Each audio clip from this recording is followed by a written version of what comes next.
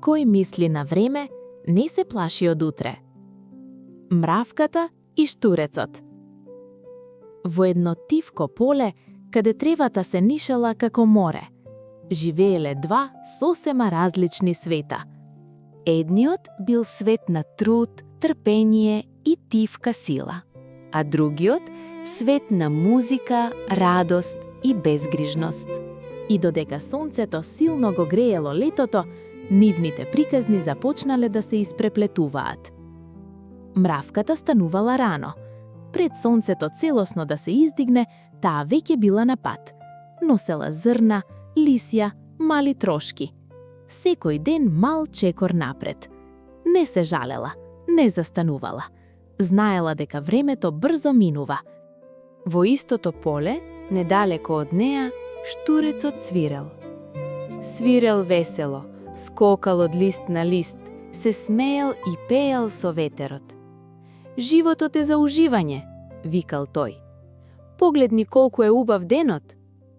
Еден ден, додека мравката носела тежок товар, штурецот и довикал. Зошто толку се мачиш? Дојди, одмори. Летото е кратко, треба да се ужива. Мравката застанала за момент. Го погледнала штурецот со насмевка, но и со сериозност. Работам денес, за да не се грижам утре. Штурецот само се насмеал. За него утре било предалеку. Деновите почнале да стануваат пократки. Ветерот станал постуден. Лисјата полека паѓале. Мравката продолжила да работи. Сега уште побрзо, уште повнимателно. Неизиниот дом подземја полека се полнел со храна. Штурецот почнал да забележува промени. Повеќе немало толку сонце. Песната му станувала потивка. Може би треба и јас малку да соберам нешто, си помислил. Но веднаш потоа повторно засвирел. И тогаш дошла зимата. Снегот ја покрил земјата. Се замолчало. Во својот мал, топол дом, мравката била безбедна. Имала храна, имала мир. Надвор, штурецот бил сам. Студот му ги вкочанил нозете. Гладот му ја одзел песната. Секој ден бил потежок од претходниот. Една ноќ, со последна сила, штурецот стигнал до домот на мравката. Тивко затропал. Вратата се отворила. Мравката стоела таму, мирна, тивка. Го погледнала, не со лутина, туку со разбирање.